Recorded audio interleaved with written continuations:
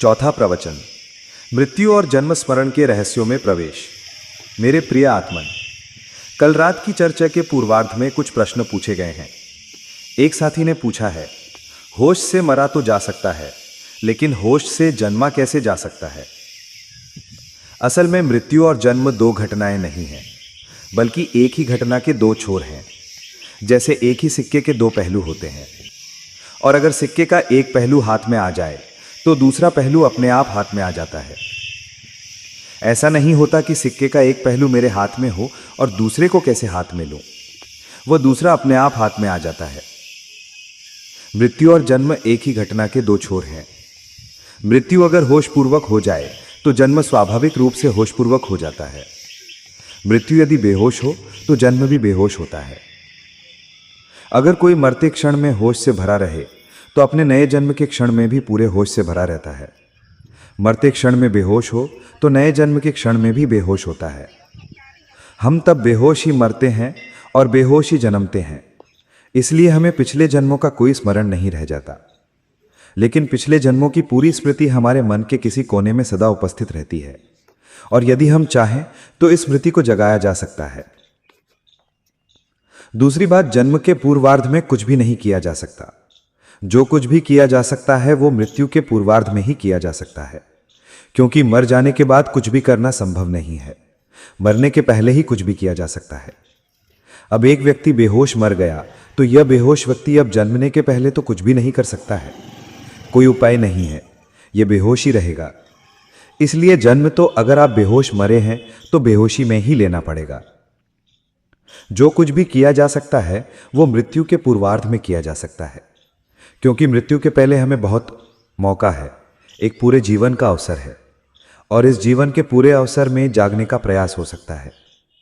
फिर अगर कोई मृत्यु की प्रतीक्षा करता रहे कि मरते वक्त जाग जाऊंगा, तो वो बड़ी भूल में है। मरते वक्त नहीं जाग सकते हैं। जागने की आदत तो मरने के बहुत पहले शुरू कर देनी पड़ेगी।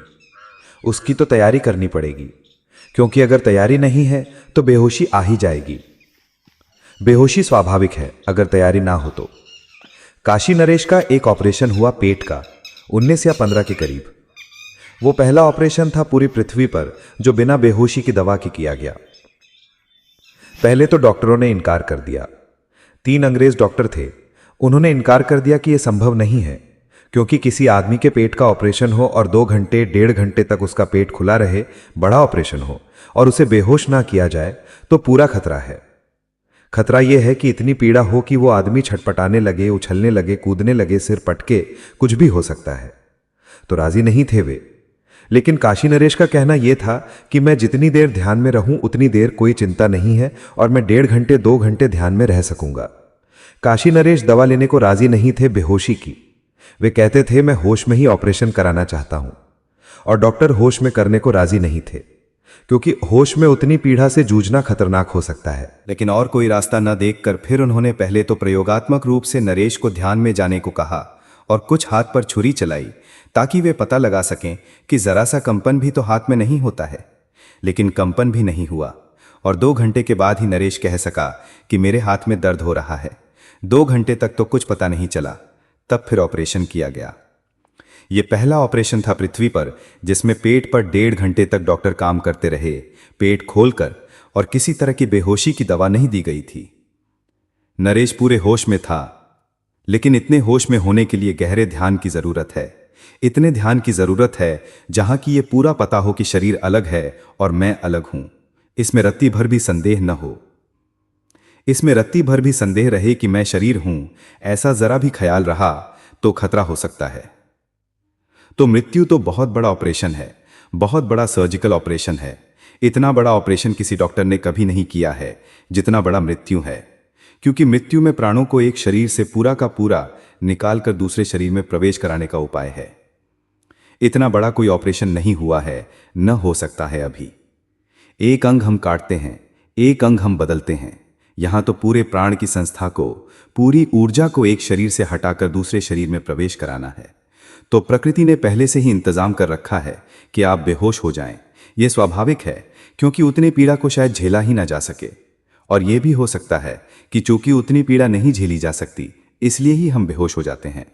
लेकिन स्वाभाविक तो है, एक गहरे अर्थों में अस्वाभाविक भी है, क्योंकि फिर हमें स्मरण नहीं रह जाता कि पीछे क्या हुआ, और करीब करीब हर जन्म में हम वही नासमझी दोहराए चले जाते हैं जो हमने पिछले जन्म में दोहराई होगी। यदि याद आ जाए कि पिछले जन्म में हमने क्या किया, तो शायद हम उन्हीं गड्ढों में दोबारा नहीं उतरेंगे जिनमें हम पिछले जन्म में उतरे। और अगर याद आ जाए कि हमने पिछले सारे जन्मों में क्या किया है, तो हम यही आदमी नहीं हो सकते हैं जो हम हैं। यह असंभव है कि हम यही आदमी हो सकें, क्योंकि हमने बहुत बार धन इकट्ठे किया है और हर बार मृत्यु ने सारे इकट्ठे धन को व्यर्थ कर दिया है। तो शायद अब धन इकट्ठे करने की उतनी पागल दौड़ हमारे भीतर न रह जाए। हमने 1000 बार प्रेम किया है और जब प्रेम व्यर्थ हो गया है, तो शायद प्रेम करने और प्रेम पाने की पागल दौड़ शिथिल हो जाए। हमने हजार बार महत्वाकांक्षा की है, अहंकार किया है, यश पाया है, पद पाए हैं, और जब व्यर्थ हो गए हैं, जब धूल में मिल गए हैं, अगर ये स्मरण आ जाए, तो शायद अब हमारी महत्वाकांक्षा एकदम क्षीण हो जाए। हम वही आदमी नहीं हो सकते जो हम हैं। असल ये हो जाता है कि हमें पिछले का कोई स्मरण नहीं रह जाता, इसलिए करीब करीब एक चक्कर में आदमी घूमता रहता है। उसे पता ही नहीं कि इस चक्कर से मैं बहुत बार फिर चुका हूं, और इस बार भी वो उसी आशा से फिरता है। सभी आशाओं से पहले भी बहुत बार फिरा है, और फिर मौत आकर जब आशाएं व्यर्थ कर देती है, फिर चक्कर शुरू हो जाता है। कोल्हू के बैल की तरह आदमी घूमता रहता है। असल ये है, ये असल से बचा जा सकता है, लेकिन उसके लिए काफी जागरूक प्रयत्न चाहिए, और एकदम से मृत्यु की प्रतीक्षा नहीं की जा सकती है, क्योंकि उतने बड़े आघात में, उतने बड़े ऑपरेशन में एकदम से नहीं जागा जा सकता है। हमें धीरे धीरे प्रयत्न करने पड़ेंगे, धीरे धीरे छोटे दुखों पर प्रयत्न करने पड़ेंगे कि हम छोटे दुखों में जाग सकें। सिर में दर्द है, तभी जागरण समझ जाता है, और ऐसा लगता है कि मुझे दर्द हो रहा है। ऐसा नहीं लगता कि सिर को दर्द हो रहा है। तो सिर के छोटे दर्द में प्रयोग करके सीखना पड़ेगा कि दर्द हो रहा है सिर को, मैं जान रहा हूं। स्वामी राम अमेरिका गए तो वहां के लोग उनकी बात समझने में बड़ी कठिनाई में पड़े। शुरू में अमेरिका का प्रेसिडेंट उनसे मिलने आया था, तो वो भी बड़ी मुश्किल में पड़ा और उसने कहा, आप कैसी भाषा बोलते हैं? क्योंकि राम तृतीय पुरुष में बोलते थे। वे ऐसा नहीं कहते थे कि मुझे भूख लगी है, वे कहते थे कि राम को बड़ी भूख लगी है। वे ऐसा नहीं कहते थे कि मेरे सिर में दर्द हो रहा है, वे कहते थे कि राम के सिर में बड़ा दर्द हो रहा है। तो पहले तो लोग बड़ी मुश्किल में पड़े कि वे कह क्या रहे हैं। वे कहते कि रात राम को बड़ी ठंड लगती रही।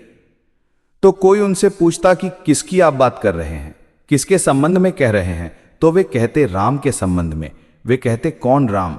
तो वे कहते ये राम, इसे को रात बड़ी ठंड लगी रही। और हम बड़े हंसते रहे कि देखो राम कैसी ठंड झेल रहे हो। और वे कहते कि रास्ते पर राम जा रहे थे, कुछ लोग पत्थर देने लगे, तो हम खूब हंसने लगे कि देखो राम कैसी पत्थर पड़ी। मान छूटने लगा तो अपमान होता ही। तो लोग कहते लेकिन आप बात किसकी कर रहे हैं, किसके संबंध में कह रहे हैं, कौन राम? तो वे कहते ये राम। छोटे छोटे जीवन के दुखों से प्रयोग शुरू करना पड़ेगा। जीवन में रोज छोटे दुख आते हैं, रोज प्रतिपल खड़े हैं, और दुख ही क्या, सुख से भी प्रयोग करना पड़ेगा, क्योंकि दुख में जागना उतना कठिन नहीं है जितना सुख में जागना कठिन है। यह अनुभव करना बहुत कठिन नहीं है कि सिर अलग है और उसमें दर्द हो रहा है, लेकिन यह अनुभव करना और भी कठिन है कि शरीर अलग है और स्वास्थ्य का जो रस आ रहा है वो भी अलग है, वो भी मैं नहीं हूं। सुख में दूर होना और भी कठिन है, क्योंकि सुख में हम पास होना चाहते हैं और पास होना चाहते हैं। दुख में तो हम दूर होना ही चाहते हैं। यानी दुख में तो यह पक्का पता चल जाए कि दुख दूर है, तो यह हमारी इच्छा भी है कि दुख दूर हो। तो यह हमको पता चल जाए तो दुख से हमारा छुटकारा हो जाए। तो दुख में भी जागने के प्रयोग करने पड़ेंगे, सुख में भी जागने के प्रयोग करने पड़ेंगे। और इन प्रयोगों में जो उतरता है वह कई बार स्वेच्छा से दुख धारण करके भी प्रयोग कर सकता है। सारी तपस्याओं का मूल रहस्य इतना ही है, वह स्वेच्छा से दुख को धारण करके किया गया प्रयोग है।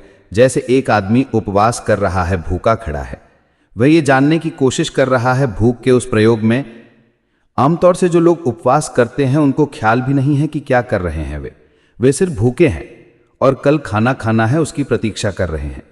लेकिन उपवास का जो मौलिक प्रयोग है वो ये है कि भूख है और भूख मुझसे दूर है, इसका अनुभव करना है। मैं भूखा नहीं हूं, तो भूख को अपने हाथ से पैदा करके ये जानने की भीतर चेष्टा चल रही है कि भूख जहां है, राम को भूख लगी है, मैं भूखा नहीं हूं, मैं जानता हूं कि भूख लगी है। और इसे जानना है, जानना है, जानना है, और उस घड़ी पर पहुंच जाना है जहां भूख और मेरे बीच एक फासला हो। मैं भूखा न रह जाऊं, भूख में भी मैं भूखा न रह जाऊं, शरीर भूखा रहे और मैं जानूं, मैं सिर्फ जानने वाला रह जाऊं। तब तो उपवास का बड़ा गहरा अर्थ हो जाता है। उसका अर्थ सिर्फ भूखा रहना नहीं है।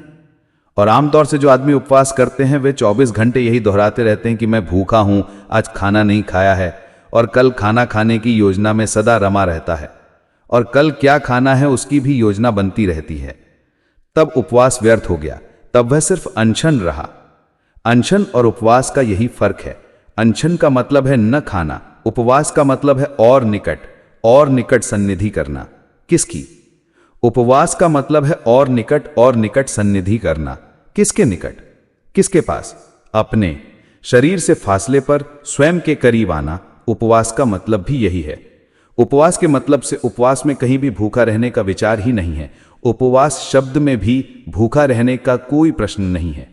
उपवास का मतलब है आस्था, निकट और निकट। किसके? किसके पास? अपने पास रहना और शरीर से दूर।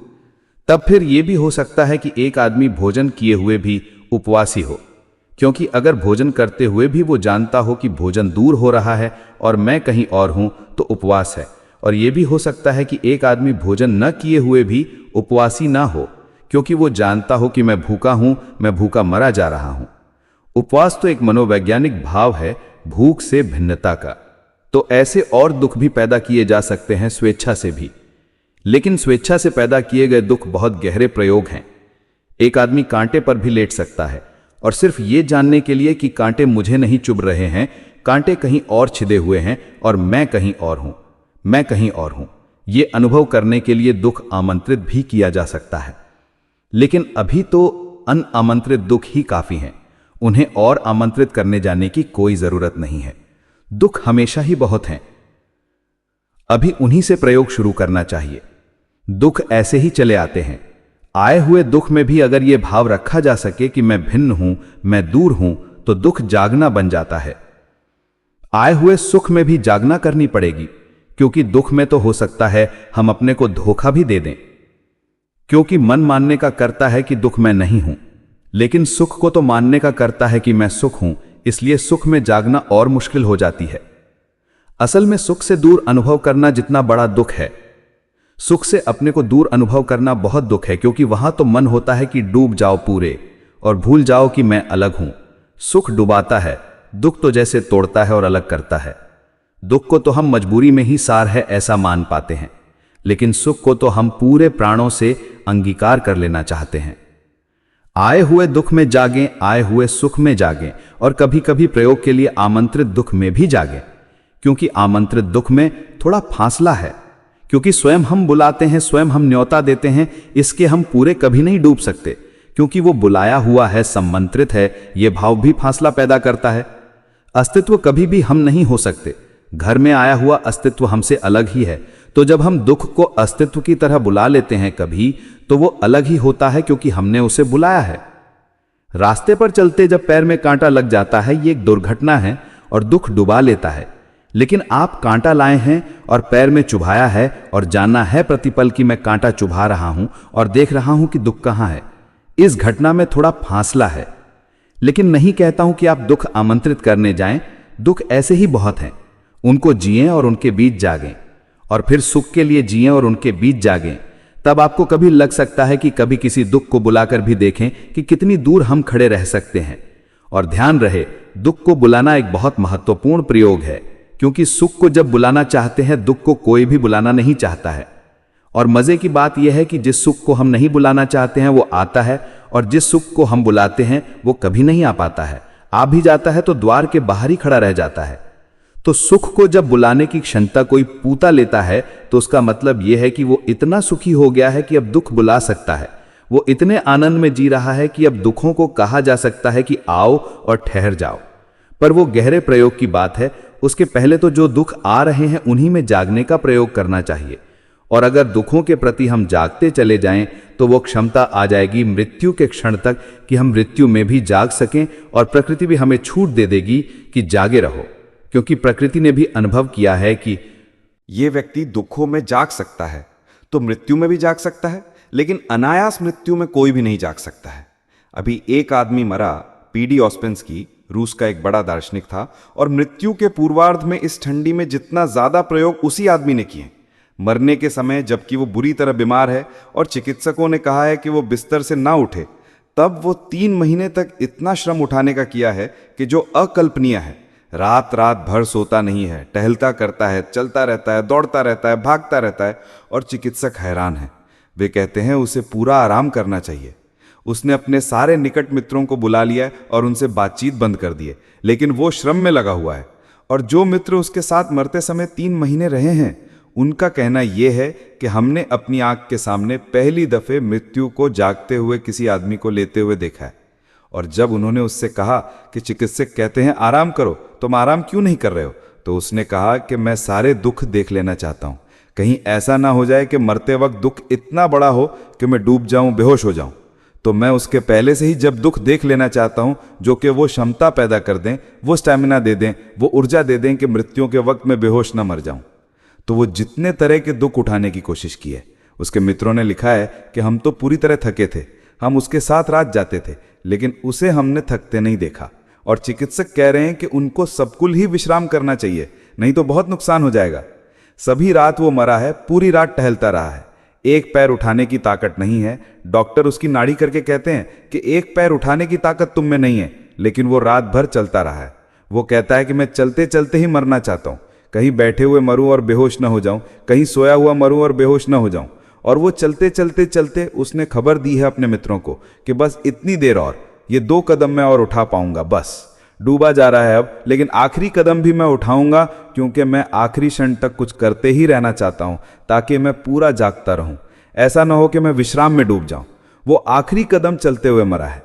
कम ही लोग चलते हुए मरे हैं जमीन पर, वो चलता हुआ ही गिरा है। यानी वो गिरा ही तब है जब मौत आ गई, और आखिरी कदम के पहले उसने कहा है कि बस अब ये आखिरी कदम है और मैं अब गिर जाऊंगा। लेकिन मैं तुम्हें कहता जाता हूं कि शरीर छूट गया है बहुत पहले।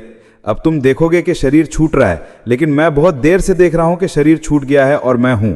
संबंध टूट गए हैं और मैं भीतर हूं, इसलिए अब शरीर ही गिरेगा, मेरे गिरने का कोई उपाय नहीं है।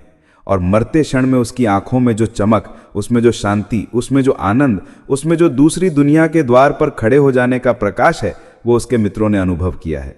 लेकिन इसकी तैयारी करनी पड़ेगी, और इसकी निरंतर तैयारी करनी पड़ेगी। और अगर ये तैयारी पूरी हो जाती है तो मृत्यु की घटना अद्भुत घटना है, उससे कीमती कोई घटना नहीं है, क्योंकि उसमें जो हम जान सकते हैं वो हम कभी और नहीं जान सकते। तब मृत्यु मित्र मालूम होने लगती है, क्योंकि मृत्यु की घटना में ही हम जीवन हैं इसका अनुभव हो सकता है, उसके पहले अनुभव नहीं हो सकता। ध्यान रहे, जितनी घनी अंधेरी रात हो, तारे उतने ही चमक कर दिखाई पड़ते हैं, और जितने काले बादल हों, बिजली की चमक चांदी बन जाती है। जब मृत्यु पूरी तरह चारों तरफ खड़ी हो जाती है, तो वो जो जीवन का चैतन्य है वो पूरे चमक में प्रकट होता है, उसके पहले कभी प्रकट नहीं होता। मृत्यु अंधेरा बन जाती है चारों तरफ, और बीच में वो जो जीवन का चैतन्य है, सभी हम आत्मा कहें, वो पूरे प्रकाश में चमक उठता है। चारों तरफ सघन अंधेरा उसे चमकाने का काम करता है, लेकिन हम उस वक्त बेहोश हो जाते हैं। आत्मा को जानने का जो क्षण हो सकता था मृत्यु, उस वक्त हम बेहोश हो जाते हैं। इसकी तैयारी करनी पड़ेगी। ध्यान इसकी तैयारी है। ध्यान धीरे धीरे कैसे मरा जाता है स्वेच्छा से, उसका प्रयोग है। कैसे हम भीतर धंसते हैं और कैसे शरीर को छोड़ते चले जाते हैं, उसका प्रयोग है। और ध्यान की तैयारी चलती रहे तो मृत्यु के क्षण में पूरा ध्यान उपलब्ध हो जाएगा।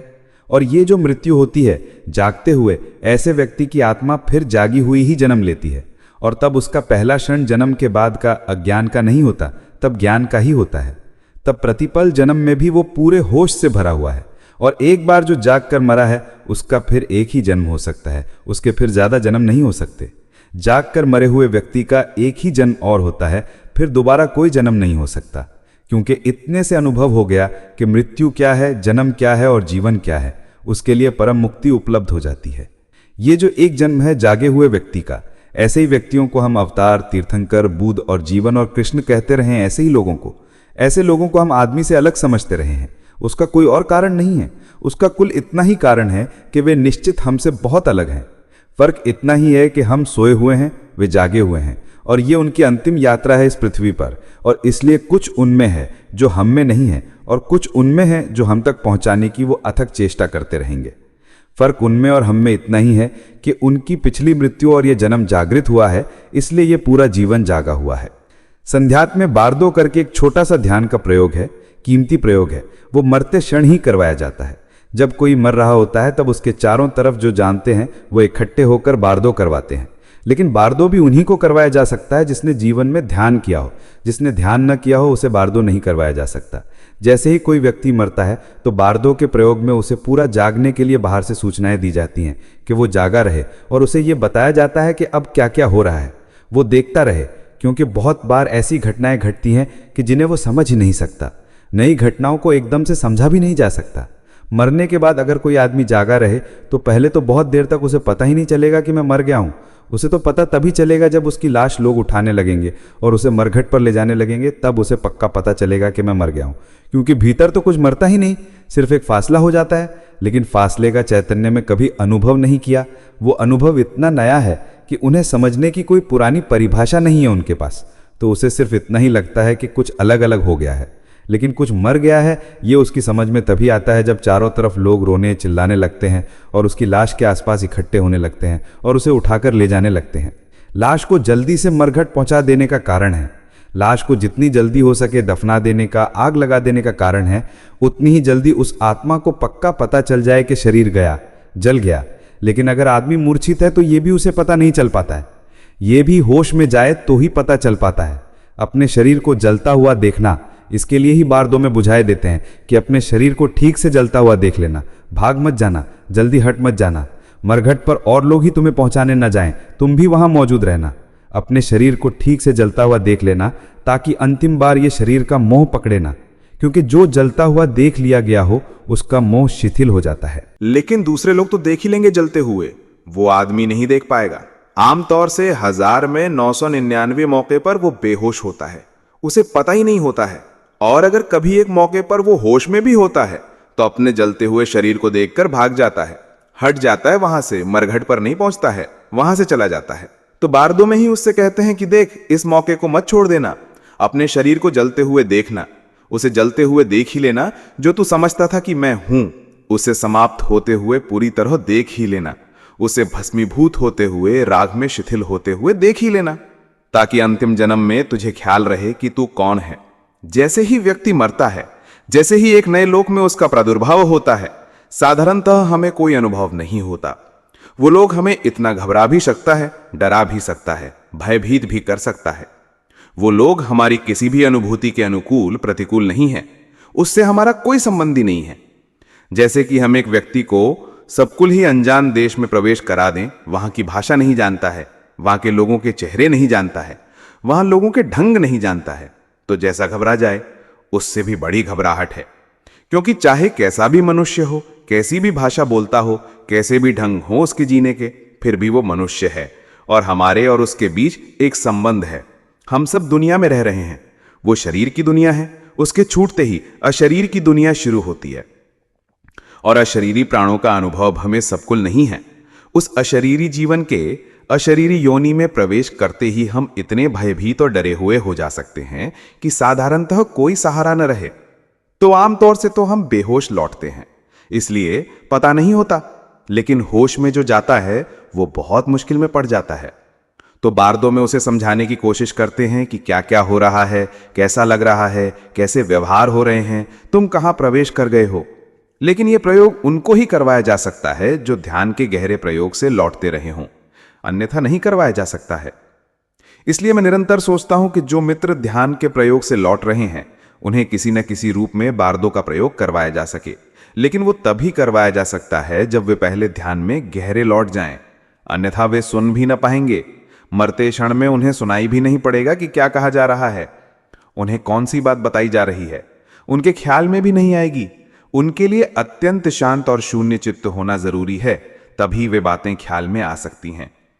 और जब चेतना डूबती चली जाती है, शिथिल होती चली जाती है, इस स्थिति से संबंध टूटने लगते हैं, तो इस स्थिति से दिए गए कोई भी संदेश अत्यंत शांत मन में ही सुने जा सकते हैं, अन्यथा नहीं सुने जा सकते।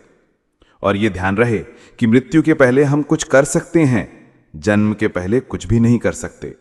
लेकिन मृत्यु के पहले जो हमने किया वो हमारे जन्म के पहले भी हो जा सकता है। हो ही जाता है। जैसे हम मरते हैं, जैसे ही हम जन्मते हैं। जागा हुआ व्यक्ति अपने जन्म के चुनाव में भी मुक्त हो जाता है, यानी वो अंधे की तरह कुछ भी नहीं चुन लेता है, बेहोश की तरह कुछ भी नहीं चुन लेता है। जागा हुआ व्यक्ति अपने माँ और पिता का जैसे ही चुनाव करता है, जैसे कि कोई समृद्ध व्यक्ति अपने रहने के मकान का चुनाव करे। लेकिन गरीब आदमी अपने रहने के मकान का चुनाव नहीं कर पाता है। चुनाव करने के लिए समर्थता चाहिए, मकान खरीदने की समर्थता चाहिए। गरीब आदमी अपने मकान का चुनाव नहीं करता। कहना चाहिए कि मकान ही गरीब आदमी को चुन लेता है। गरीब मकान गरीब आदमी को चुन लेता है।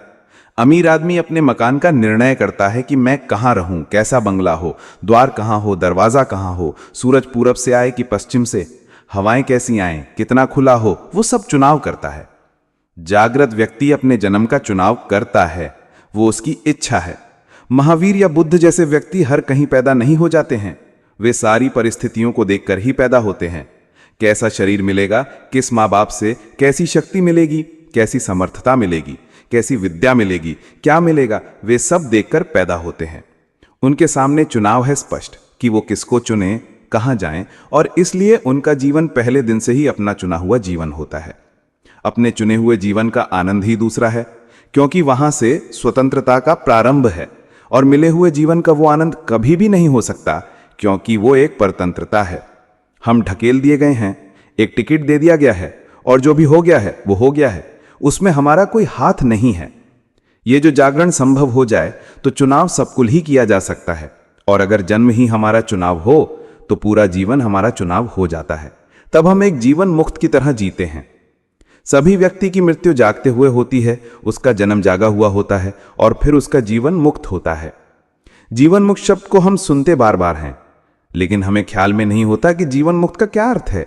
जीवन मुक्त का अर्थ है कि साधारणतः जन्म जागा हुआ हो, वही जीवन मुक्त हो सकता है, अन्यथा मुक्ति की चेष्टा कर सकता है, अलग जीवन उसका मुक्त हो सकता है, लेकिन यह जीवन मुक्त नहीं हो पाएगा। इस जीवन के मुक्त होने के लिए पहले दिन से ही अपनी स्वतंत्रता का चुनाव होना चाहिए, और वो हम तभी कर सकते हैं जब हमने पिछली मृत्यु के जागरण का उपाय किया हो। अब वो तो विषय न रहा। यह जीवन हमारे पास है, अभी मृत्यु नहीं आई है, आएगी, आना तय निश्चित है। मृत्यु से ज्यादा तय निश्चित कुछ भी नहीं है। संबंध में संदेह हो सकता है, मृत्यु के संबंध में कोई संदेह नहीं है। परमात्मा के संबंध में संदेह करने वाले लोग हैं, आत्मा के संबंध में संदेह करने वाले लोग हैं, लेकिन ऐसा आदमी आपने नहीं सुना होगा जो मृत्यु के संबंध में संदेह करता हो। वो असंदिग्ध है, वो आएगी ही, आ ही रही है, उसका आना हो ही रहा है, प्रतिपल निकट होती चली जा रही है। ये जो क्षण हमारे और उसके बीच में बचे हैं, इनका हम जागने के लिए उपयोग कर सकते हैं। ध्यान उसी की प्रक्रिया है। ये इन 3 दिनों में मैं आपको कोशिश करूंगा कि ख्याल में आ जाए कि ध्यान उसी की प्रक्रिया है। एक और मित्र ने पूछा है कि ध्यान की साधना और जाति स्मरण में क्या संबंध है। जाति स्मरण का अर्थ है पिछले जन्मों के स्मरण की साधना, पहले जो हमारा होना हुआ है उसके स्मरण की साधना। ध्यान का ही एक रूप है जाति स्मरण, ध्यान का ही एक प्रयोग है, स्पेसिफिक, एक खास प्रयोग है ध्यान का। जैसे नदी है और कोई पूछे कि नहर क्या है, तो हम कहेंगे कि नदी का ही एक विशेष प्रयोग है, नियोजित नदी का ही, पर संयुक्त, व्यवस्थित। नदी है अव्यवस्थित, असंयुक्त, नदी भी पहुंचेगी कहीं, लेकिन पहुंचने की कोई मूल का पक्का नहीं है, लेकिन नहर तय निश्चित है कि कहां पहुंचानी है। तो ध्यान तो बड़ी नदी है, पहुंचेगी जागर तक, पहुंच ही जाएगी, परमात्मा तक पहुंचा ही देगा ध्यान। लेकिन ध्यान के और अनेकांतर प्रयोग भी हैं। ध्यान की शक्ति को हम अपने पिछले जन्मों की तरफ भी प्रवाहित कर सकते हैं। ध्यान का तो मतलब है सिर्फ अटेंशन, ध्यान का मतलब है ध्यान। किस चीज पर ध्यान देना है, उसके बहुत प्रयोग हो सकते हैं। उसका एक प्रयोग जाति स्मरण है कि मेरे पिछले जन्मों की स्मृति कहीं पड़ी है। स्मृतियां समाप्त नहीं होती हैं, ध्यान रहे, कोई स्मृति कभी नहीं समाप्त होती है। सिर्फ स्मृति दबती है या उभरती है।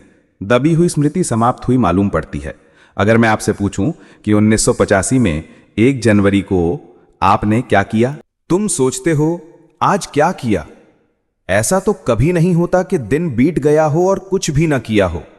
लेकिन जब तुम स्मरण करने बैठोगे तो पाओगे कि दिन जैसे एकदम खाली था। वास्तव में वो खाली नहीं था, हर क्षण भरा हुआ था। सिर्फ स्मृति से ओझल हो जाने के कारण ही वो शून्य प्रतीत होता है। आज का दिन भूल जाओगे, कल का भी ऐसे ही खो जाएगा।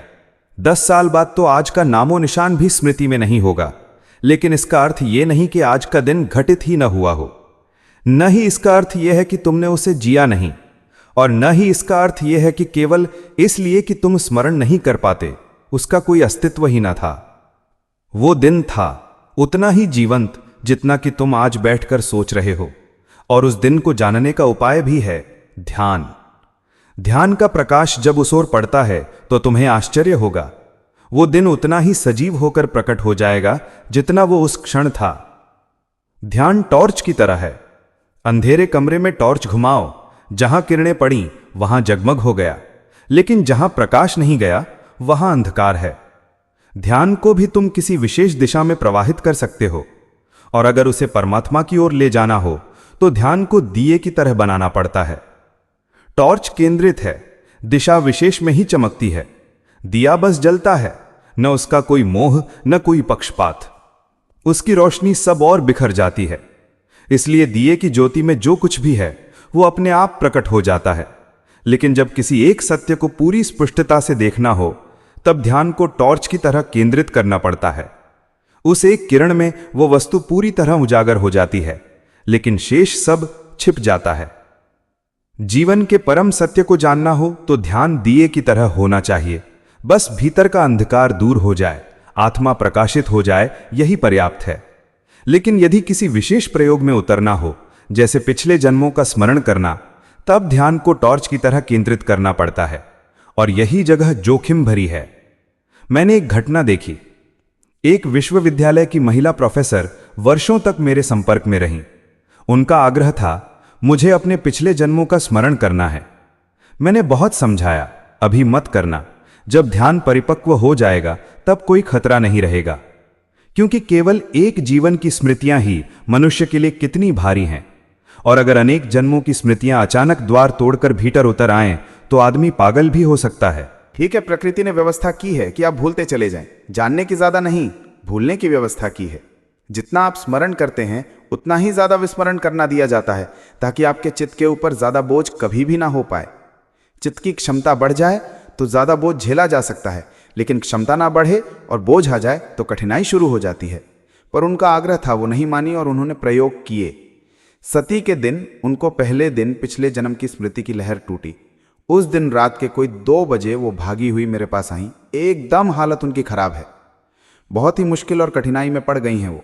उन्होंने कहा कि अब किसी तरह इसको सबुल्कुल भूल जाना चाहिए, मैं उस तरफ अब कुछ देखना ही नहीं चाहती। लेकिन इतना आसान नहीं है कुछ। नहर को बुला लेना और फिर एकदम से भूल कर देना इतना आसान नहीं है। द्वार टूट जाए तो उसे एकदम से भूल करना बहुत मुश्किल है, क्योंकि द्वार खुलता नहीं, टूटता है। उसमें लगा कोई 15 दिन, तभी वो स्मृति की लहर भूल हो सकी। कठिनाई क्या आ गई? उन देवी को अत्यंत पतित चरित्रहीन होने का ख्याल था, और पिछले जन्म की स्मृति आई कि वो वेश्या थी। और जब वेश्या होने के दृश्य उभरने शुरू हुए तो उनके प्राण कांप गए, और इस जीवन की सारी नैतिकता और तब डामाडोल हो गया। और वो स्मृति ऐसी नहीं आती कि कोई और वेश्या थी, ऐसी नहीं है वो स्मृति। यही जो अब चरित्रवान है, और अक्सर ऐसा होता है कि पिछले जन्म में जो वेश्या हो इस जन्म में बहुत सती हो जाए। वो पिछले जन्म की प्रतिक्रिया है, पिछले जन्म का दुख भाग है। वो पिछले जन्म की पीड़ादायक स्मृति है जो उसे असती बना देती है। इसलिए अक्सर ऐसा हो जाता है कि पिछले जन्म के द्वंद इस जन्म में महात्मा हो जाते हैं, इस जन्म के महात्मा अगले जन्म में द्वंद हो जाते हैं। इसलिए महात्माओं और द्वंद्वों में बड़ा भारी द्वंद है। अक्सर ये प्रतिक्रिया हो जाती है। उसका कारण ये है कि जो हम जान लेते हैं उससे हम पीड़ित हो जाते हैं, उससे विपरीत चले जाते हैं। चित्त का जो पेंडुलम है वो बिल्कुल विपरीत घूमता रहता है। बाएं को छू लेता है, फिर दाएं की तरफ जाना शुरू हो जाता है। दाएं को छू नहीं पाता है कि फिर बाएं की तरफ जाना शुरू हो जाता है। जब घड़ी के पेंडुलम को आप बाईं तरफ जाते देखें तो आप समझ लेना कि वो दाईं तरफ जाने की तैयारी कर रहा है। बाईं तरफ जब वो जा रहा है तब वो दाईं तरफ जाने की शक्ति जुटा रहा है, और जितनी दूर तक बाएं जाएगा उतनी ही दूर तक दाएं जाएगा। और इसलिए जीवन में अक्सर ऐसा होता रहता है, बुरा अच्छा बन जाता है, अच्छा बुरा बन जाता है। निरंतर ये होता रहता है। प्रत्येक जीवन में ये डामाडोलपन होता रहता है। इसलिए आमतौर से ऐसा मत सोचना कि जो आदमी इस जन्म में महात्मा बन गया है वो पिछले जन्म में भी महात्मा रहा हो। ऐसा जरूरी नहीं है। जरूरी उससे उल्टा कहीं ज्यादा है। पिछले जन्म में जो उसने जाना है उसकी पीड़ा ने उसे भर दिया है। मैंने सुना है कि एक पड़ोस में एक पापी है और सामने एक वेश्या है। वे दोनों मरे हैं एक ही दिन। वेश्या स्वर्ग की तरफ जा रही है और पापी नरक की तरफ जा रहा है। और जो उसे लेने आए हैं यमदूत, वे बड़े हैरान हैं। और यमदूत आपस में पूछते हैं कि ये क्या गड़बड़ हो गई है, कुछ भूल तो नहीं हो गई, क्योंकि इस पापी को नरक हम क्यों ले जा रहे हैं? पापी पापी था। तो उनमें जो जानता है वो कहता है कि वो पापी जरूर था, लेकिन वेश्या के प्रति निरंतर ईर्ष्या से भरा था और निरंतर ये सोचता था पता नहीं कौन सा राजा रंग काज चल रहा है, कौन सा सुख हज मिल रहा है। वेश्या के घर से आते हुए गीत के स्वर उसके प्राणों को बहुत कांपा देते थे और वेश्या के घर से बिखरे हुए घुंघरू की आहट उसे इतना आंदोलित कर देती थी जितना वेश्या के सामने बैठे हुए लोग आंदोलित नहीं होते थे। और उसका चित्त वहीं लगा रहता था। वो भजन पूजा भी करता था तो भी हाथ वेश्या की तरफ मुड़े रहते थे। और वो वेश्या निरंतर निरंतर सोचती थी कि पापी ना मालूम किस आंतरिक आनंद में जी रहा है, मैं कैसे दुख में पड़ गई हूँ, मैं ना मालूम कैसे दुख में पड़ गई हूँ। और जब वो पापी को सुबह पूजा के फूल लिए जाते देखती थी तो सोचती थी कब ऐसा भाग्य होगा कि मैं भी प्रभु के मंदिर में पूजा के फूल ले जाने की योग्य हो जाऊं। लेकिन मैं तो इतनी अपवित्र हूं कि मंदिर में जाने का अधिकार भी नहीं जुटा सकती हूं। और जब पापी के घर में पूजा का शंख उठता था और पूजा के दीप जलते थे और पूजा की घंटियां बजती थीं तो वेश्या किसी ध्यान में खो जाती थी, जबकि पापी नहीं खो पाता था। और ऐसा उल्टा होता रहा। और वेश्या ने निरंतर अभ्यास किया था पापी होने का और पापी ने अभ्यास किया था वेश्या होने का। उनकी यात्राएं जो सब बिल्कुल विपरीत थीं, सब बिल्कुल विपरीत हो गई थीं। जो सब बिल्कुल उल्टी मालूम होती थीं वे सब बिल्कुल बदल गई थीं। अक्सर ऐसा होता है, इसके होने के नियम हैं। तो उन देवी को जब स्मरण आया तो उन्हें बहुत पीड़ा हुई। पीड़ा ये हुई कि उनका सारा अहंकार गिर गया और टूट गया। जो उन्होंने जाना वो कांपा देने वाला सिद्ध हुआ। अब उसे भुलाना चाहती हैं। मैंने उनको कहा था कि इसे याद करने की तैयारी रखनी चाहिए। अगर तैयारी ना हो तो याद नहीं करना चाहिए। तो इसलिए मैं आपको 2-3 सूत्र कहता हूं, शायद आप जाति स्मरण का अर्थ पूछा है वो समझ लें, लेकिन उसके प्रयोग आपसे नहीं हो सकते हैं। जिन्हें करना हो उन्हें अलग से ही सोचना पड़ेगा। पहली तो बात यह है कि अगर जाति स्मरण में उतरना हो, अतीत जन्म को जानना हो, तो पहली जो जरूरत है चित्त की, वो भविष्य की तरफ से चित्त को मोड़ना पड़ता है। हमारा चित्त भविष्यवामी है। हमारा चित्त जो है वो फ्यूचर ओरिएंटेड है, आमतौर से अतीतवामी नहीं है। चित्त आमतौर से भविष्य की तरफ झुका करता है। चित्त की जो धारा है वो भविष्य की तरफ उन्मुख है। और जीवन के साथ में यही है कि भविष्य की तरफ चित्त उन्मुख हो, अतीत की तरफ उन्मुख न हो। क्योंकि अतीत से अब क्या लेना देना है, वो बीता वो हो चुका। अभी जो आने को है उसकी तरफ हम उत्सुक हैं। इसीलिए तो हम ज्योतिषियों के पास पूछते फिरते हैं कि कल क्या होने वाला है, भविष्य में क्या होने वाला है। भविष्य के प्रति हम उत्सुक हैं कि क्या होने वाला है। अब जिस व्यक्ति को अतीत स्मरण करना हो उसे भविष्य की उत्सुकता से बिल्कुल छोड़ देनी पड़ती है।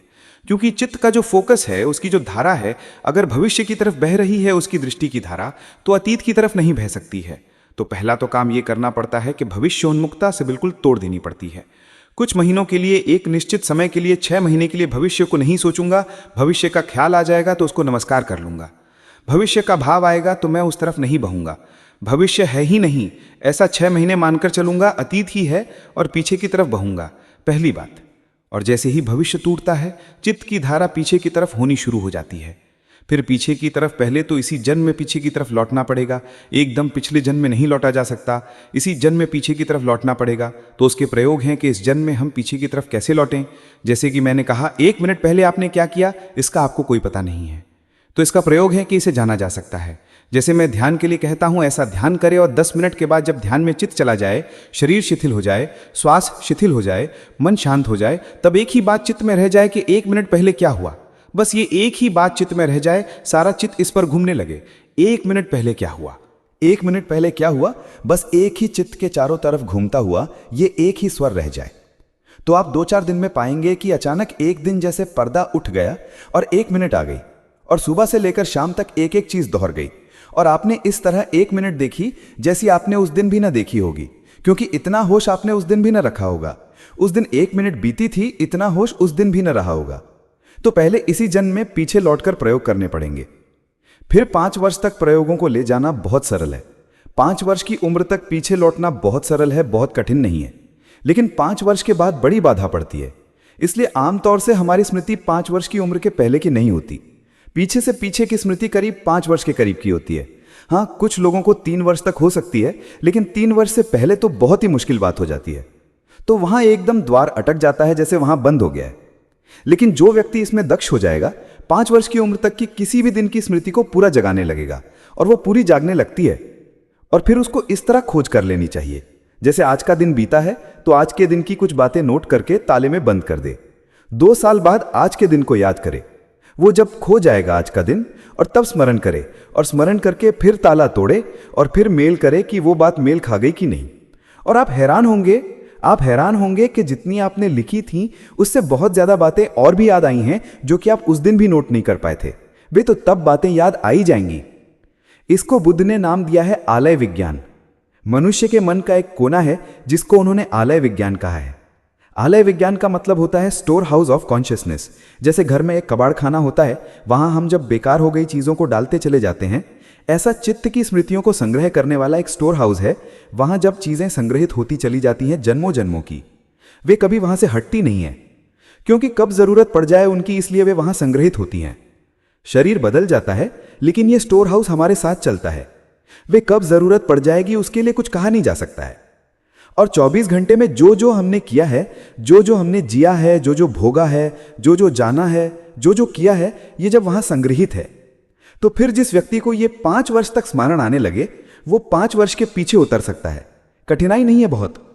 प्रयोग यही रहेगा 5 वर्ष के पीछे उतरने का। 5 वर्ष के पीछे फिर एक परीक्षा है जो वहां तक ले जाएगा जहां तक जन्म हुआ, पृथ्वी पर आना हुआ। फिर एक कठिनाई मालूम होती है, क्योंकि मां के पेट की स्मृतियां भी हैं, वे भी समाप्त नहीं हैं, उनमें भी प्रवेश किया जा सकता है। और तब उस क्षण तक पहुंचा जा सकता है जिस क्षण कंसेप्शन होता है, जिस क्षण मां और पिता के अणु मिलते हैं और आत्मा प्रवेश करती है। और वहां तक पहुंच जाने के बाद ही फिर पिछले जन्म में उतरा जा सकता है। सीधा नहीं उतरा जा सकता, इतनी यात्रा पीछे करनी पड़े तब पिछले जन्म में प्रवेश किया जा सकता है। पिछले जन्म में प्रवेश करने पर पहला स्मरण जो आएगा वो अंतिम घटना का आएगा। ध्यान रहे, जैसे कि हम किसी फिल्म को उल्टा चलाएं तो समझ में नहीं आएगी एकदम से। अगर किसी फिल्म की रील को उल्टा चलाएं तो समझ में नहीं आएगी, या कोई आदमी किसी उपन्यास को उल्टा पढ़े तो समझ में बिल्कुल नहीं आएगा, बहुत मुश्किल में पड़ जाएगा। इसलिए पहली दफा पीछे की तरफ लौटने में कुछ भी समझ में नहीं आएगा, क्योंकि ये सब बिल्कुल उल्टा है। घटना के घटने का जो क्रम था उसे सब कुछ बिल्कुल उल्टा क्रम है। अगर आप पीछे लौटेंगे तो जन्म पहले आएगा इस जन्म का, और मृत्यु बाद में आएगी पिछले जन्म की। मृत्यु पहले आएगी, बुढ़ापा पहले आएगा, फिर जवानी आएगी, फिर बचपन आएगा, फिर जन्म आएगा। तो उल्टा क्रम होगा, और उल्टे क्रम में पहचानना बहुत मुश्किल होगा। इसलिए पहली दफा स्मरण आ जाने पर बड़ी बेचैनी और तकलीफ शुरू होती है, क्योंकि पहचानना मुश्किल होता है कि ये क्या हो रहा है। जैसे कि कोई आदमी तय कर ले कि मैं उपन्यास को उल्टा पढ़ूंगा या फिल्म को उल्टा देखूंगा, तो बहुत कठिनाई में पड़ जाएगा। 10-15 दफे देखकर शायद वो ठीक समझ पाए कि ये इस तरह घटना घटी होगी। इसलिए पिछले जन्म की स्मृति का जो सबसे बड़ा कठिन श्रम है वो है उल्टे में देखना पड़ेगा उसको, जो सीधे में घटा था। और सीधा और उल्टा क्या है? हमारे आने जाने का सिलसिला है।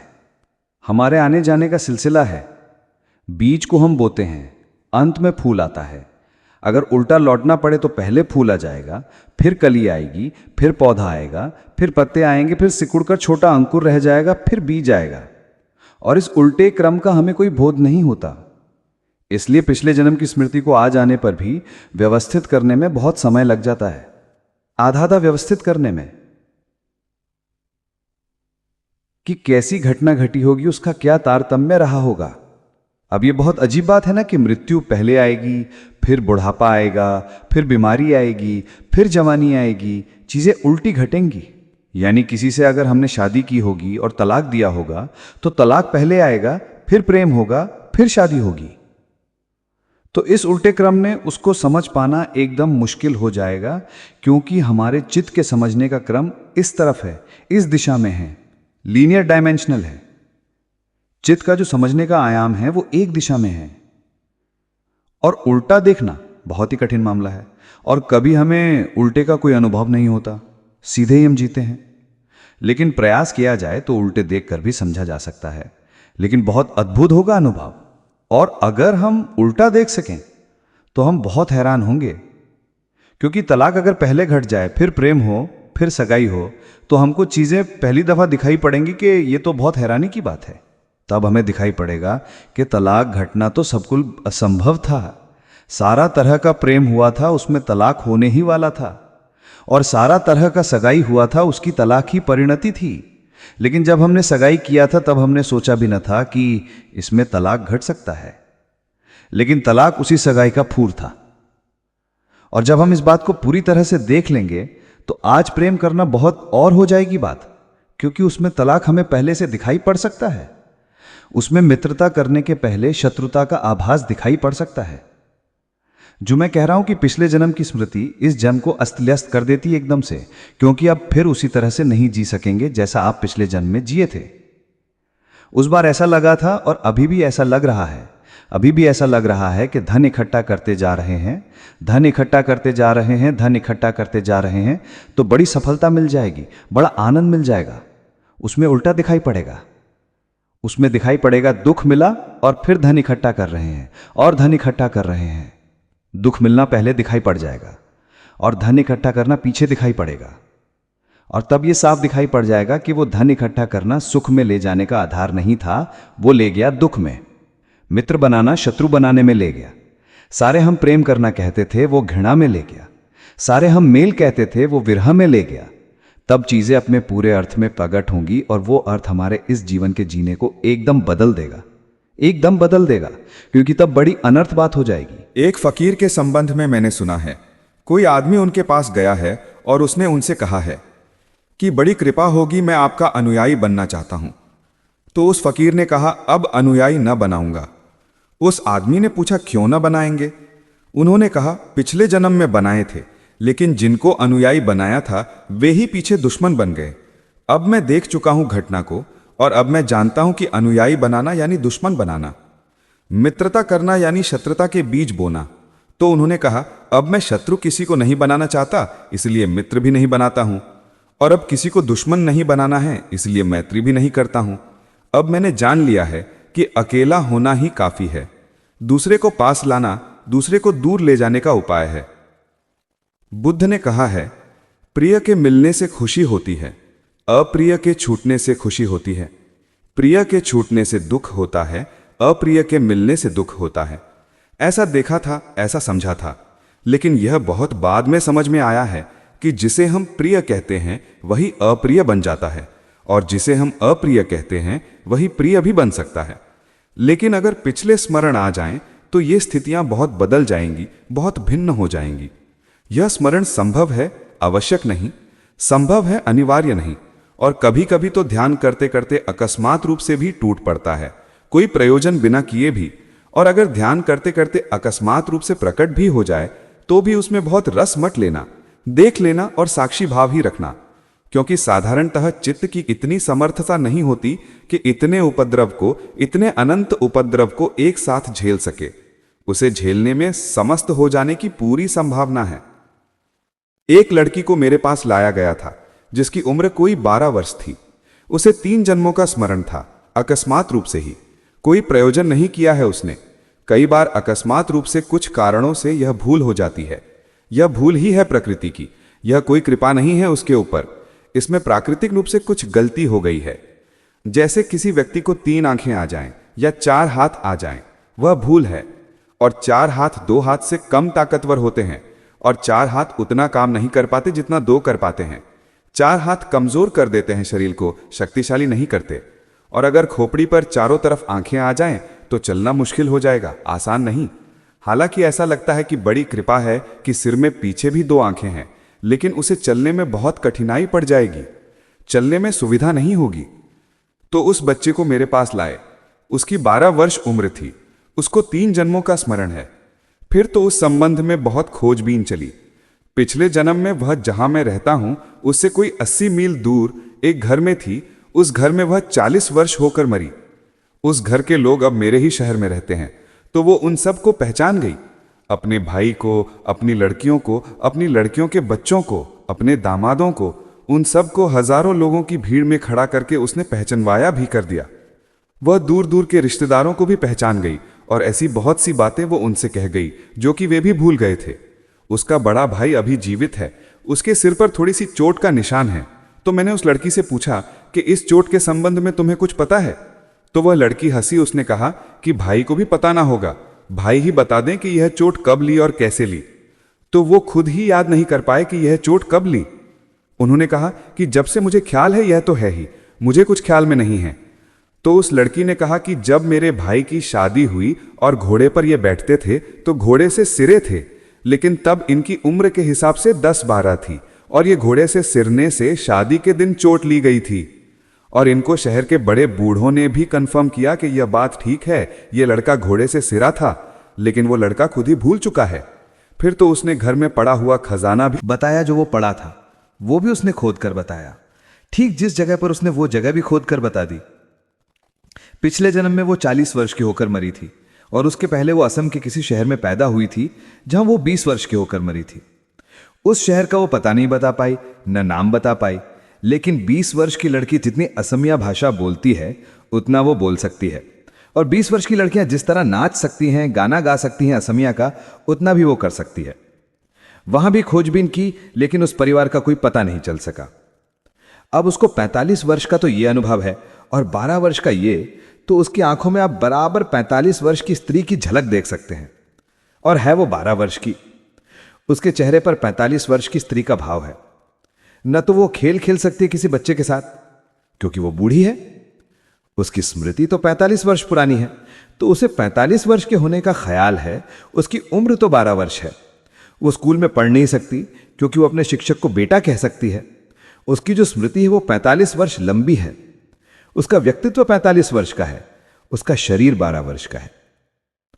वो खेल नहीं सकती, वो कोई रस नहीं ले सकती, वो गंभीर बातों में जैसे बूढ़ी स्त्रियां बातें करती हैं उनमें ही रस ले सकती है और किसी बात में रस नहीं ले सकती। और उसमें इतना तनाव है, इतनी परेशानी है क्योंकि शरीर उसका 12 वर्ष का है और स्मृति 45 वर्ष की है। इनमें कोई तालमेल नहीं बैठता है। एकदम उदास और पीली और परेशान है।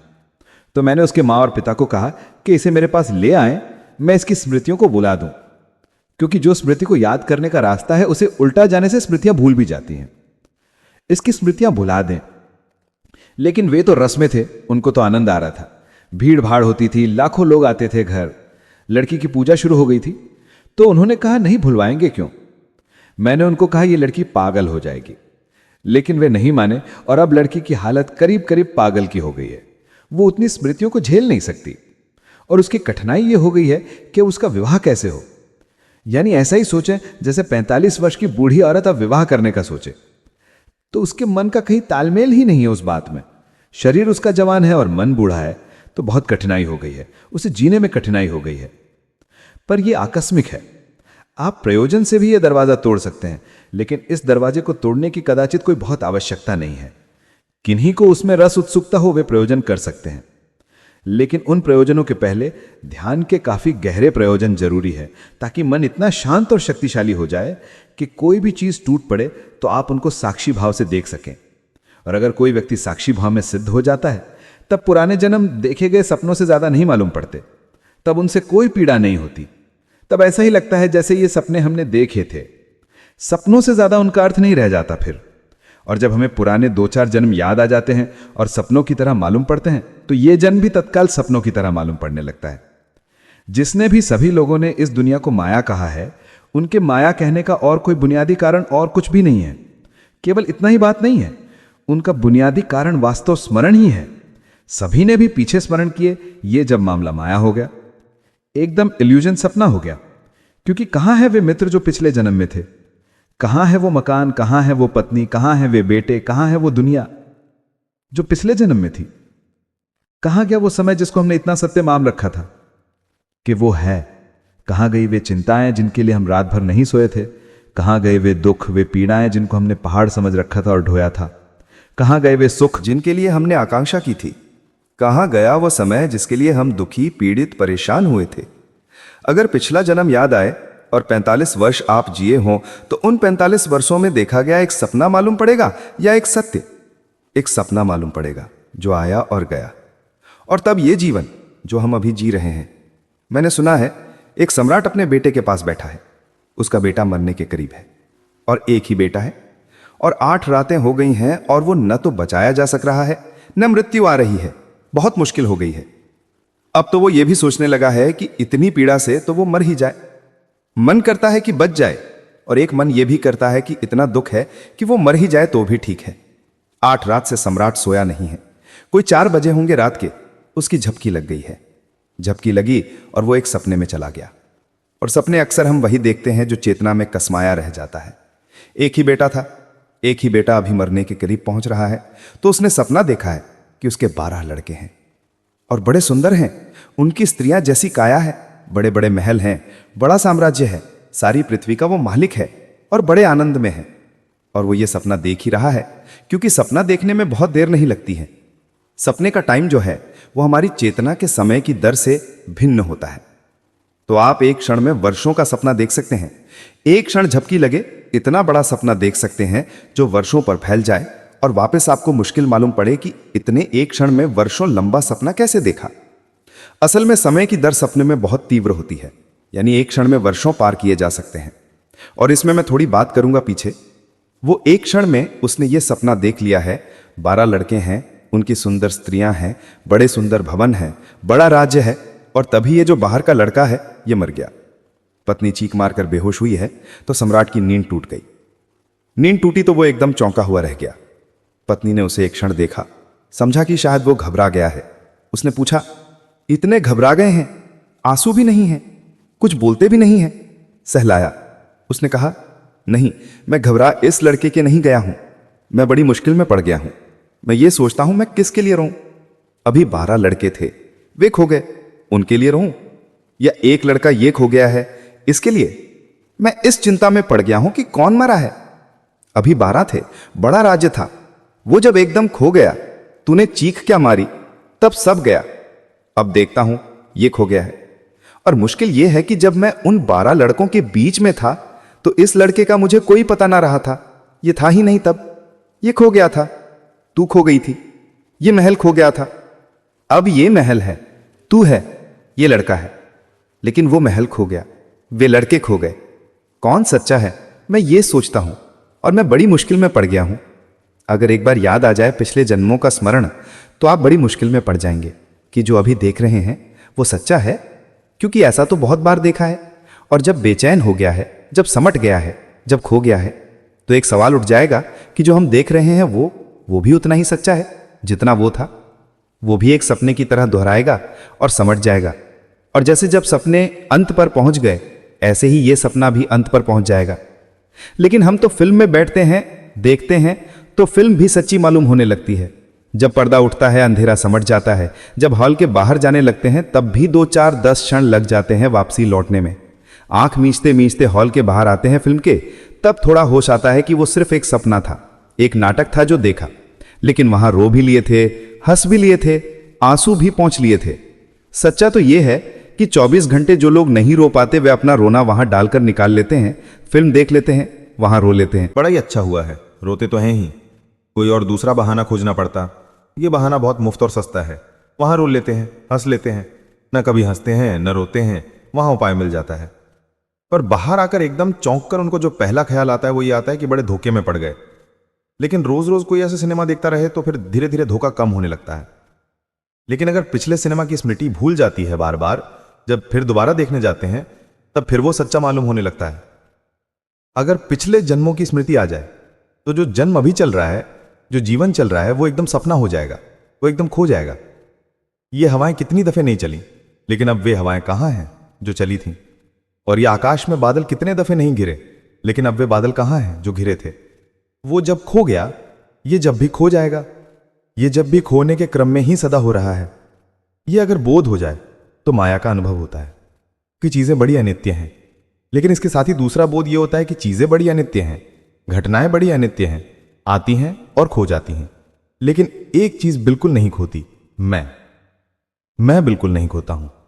एक सपना आता है, चला जाता है, दूसरा सपना आता है, चला जाता है, तीसरा सपना आता है, लेकिन मैं जिसको सपने आते हैं बना ही रहता हूं। वो यात्री जो एक फिल्म ग्रह से निकलता है, दूसरी फिल्म ग्रह में चला जाता है, एक फिल्म समट जाती है, दूसरी समट जाती है, तीसरी खो जाती है, लेकिन वो यात्री चलता चला जाता है। तो एक ही साथ दो अनुभव होते हैं। एक अनुभव कि दृश्य माया है और दृष्टा सत्य है, दृश्य अनित्य है और दृष्टा सत्य है। ये एक ही साथ दो अनुभव होते हैं। दृश्य तो रोज बदल जाते हैं, हर बार बदल गए हैं, लेकिन दृष्टा जो देखने वाला निरंतर वही वो बना ही रहा है, वो बना ही रहा है। और ध्यान रहे, जब तक दृश्य सत्य मालूम होते हैं तब तक दृष्टा पर ध्यान नहीं जाता। जब दृश्य एकदम अनित्य हो जाते हैं तब दृष्टा पर ध्यान जाता है। तो इसलिए मैं कहता हूं उपयोगी तो है, लेकिन उपयोगी उनके ही लिए है जो थोड़ा ध्यान में गहरे उतरें, ध्यान में गहरे उतरे तो फिर जीवन को सपने की तरह देखने की क्षमता आ जाए। तो फिर महात्मा होना उतना ही सपना है जितना चोर होना सपना है। और सपने अच्छे भी देखे जा सकते हैं, बुरे भी देखे जा सकते हैं। और मुश्किल की बात यह है कि चोर होने का सपना जल्दी भी टूट सकता है, महात्मा होने का सपना जरा देर से टूटता है, क्योंकि बड़ा सुखद मालूम पड़ता है। ऐसा लगता है सपना चलता ही रहे। सुखद सपने होते हैं ना, और दुखद सपने भी होते हैं। सुखद सपने में यह खराबी होती है कि उनको चलाए रखने का मन होता है। दुखद सपने में जहां छाती पर कोई चढ़ गया है और प्राण संकट में पड़े हैं और पहाड़ से गिर गए हैं, अपने आप ही टूटने का मन होने लगता है कि टूट जाए, घबराहट में टूट ही जाता है। इसलिए बहुत बार यह होता है कि पापी पहुंच जाते हैं परमात्मा के पास और महात्मा नहीं पहुंच पाते, क्योंकि पापी का सपना बड़ा दुखद है, नाइटमेयर जिसको कहते हैं, दुस्वप्न है। महात्मा का सपना बड़ा सुखद है, मखमली वस्त्रों में लिपटे हुए सपनों को बचाने का बड़ा मन होता है। वे बड़े प्रीतिकर मालूम पड़ते हैं। यह वास्तव स्मरण के संबंध में थोड़ी सी बात मैंने कही।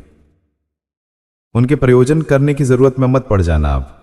लेकिन किसी को अगर ख्याल हो कि मन शांत हुआ है और देखना चाहता है पीछे, तो बराबर ले जाया जा सकता है, पीछे उतरा जा सकता है। लेकिन अभी अगर हम भीतर उतरे तभी पीछे भी उतर सकते हैं। भीतर ही कोई ना उतर पाए, जैसे कि कोई बड़ा मकान है और उसके घर के नीचे तलघर है, और वो आदमी मकान के बाहर खड़ा है और वो कहता है कि मुझे मेरे तलघरों में जाना है, तो हम उससे कहेंगे पहले अपने मकान के भीतर तो चलो, क्योंकि तलघरों में उतरने का रास्ता मकान के भीतर से जाता है, मकान के बाहर से नहीं जाता। और वो आदमी कहता है मैं तो मकान के बाहर खड़ा हूं और मुझे तलघरों तक जाना है, तो फिर वो आदमी तलघरों तक नहीं जा सकता। तलघरों में जाया जा सकता है, लेकिन पहले मकान के भीतर चलो। चेतना जो बीत गई है वो हमारा तलघर बन गई है। वे जीवन जो हो चुके हैं वे हमारे तलघर हैं।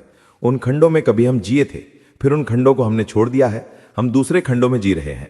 लेकिन हम खंडों में भी नहीं जी रहे हैं, हम मकान के बाहर खड़े हैं, हम अपने बाहर खड़े हैं, और हम पीछे नहीं उतर सकते जब तक हम भीतर न चले जाएं। पीछे उतरने की पहली शर्त है भीतर उतर जाना, और जो भीतर उतर जाए उसे पीछे जाने में न कोई कठिनाई है, न कोई खतरा है, न कोई उपद्रव है, वो पीछे भी जा सकता है। एक और मित्र ने एक बात पूछी है, उसे कर लें और फिर हम ध्यान के लिए बैठे।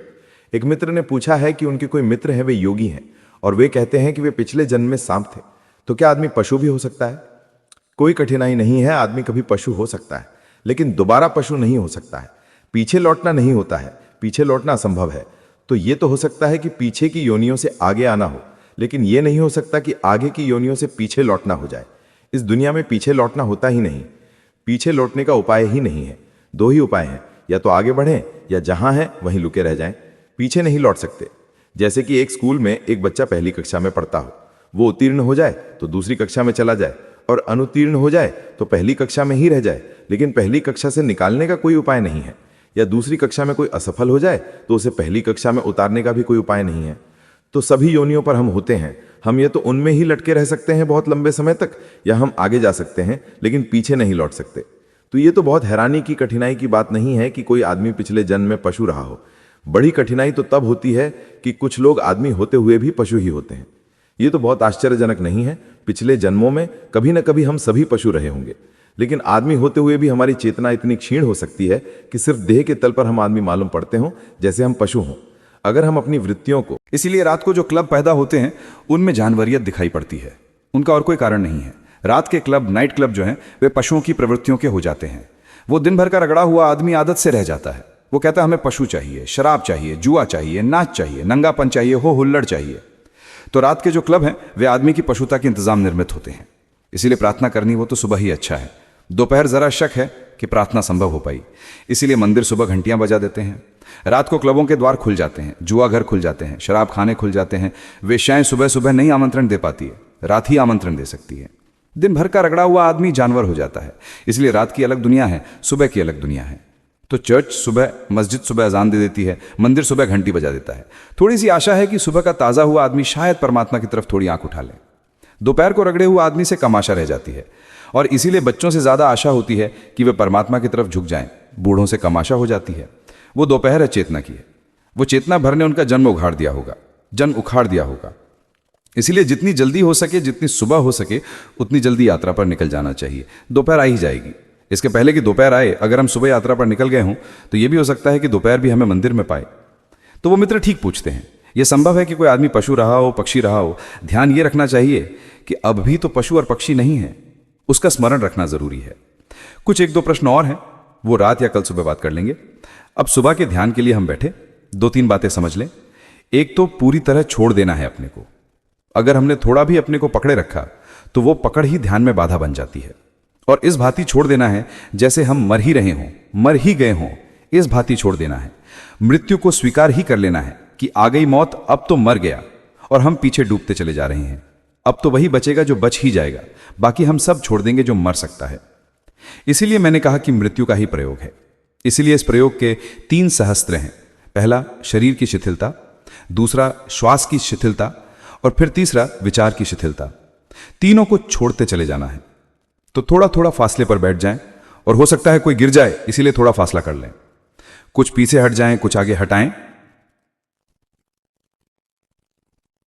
हां, थोड़े फासले पर हो जाएं। कोई किसी को छूता हुआ ना हो, नहीं तो फिर पूरे जन संभाल कर बैठना पड़ता है कि अब किसी पर सिर ना गिरे, या किसी पर सिर गिरे तो उसकी मुसीबत हो जाती है। और शरीर जब ढीला छूटता है तो कोई भरोसा नहीं, आगे गिर सकता है, पीछे गिर सकता है। जब तक आप संभाले हुए हैं तभी तक भरोसा है। जब आप संभालना छोड़ देते हैं तो शरीर गिर ही जाता है। आपकी जब पकड़ छूटेगी भीतर से तो शरीर को कौन संभालेगा? वो गिर ही जाता है। और अगर उसे संभालने के लिए समय लगाना पड़ा, शक्ति लगानी पड़ी, तो वहीं अटक जाएंगे, पीछे ना जा सकेंगे।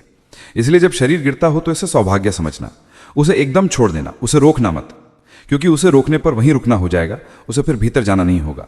और अगर कोई आपके ऊपर गिर भी जाए तो परेशान मत होना, गिर गया तो गिर गया, थोड़ी देर आपकी गोद में उसका सिर पड़ा रहेगा तो कुछ परेशानी की बात नहीं है, उसे पड़े रहने देना। पहली बात, आंखें बूंद कर लें। आंखें धीरे धीरे बूंद कर लें। आंखें बूंद कर लें क्योंकि कोई बात नहीं करनी है। आंखें बूंद कर लें।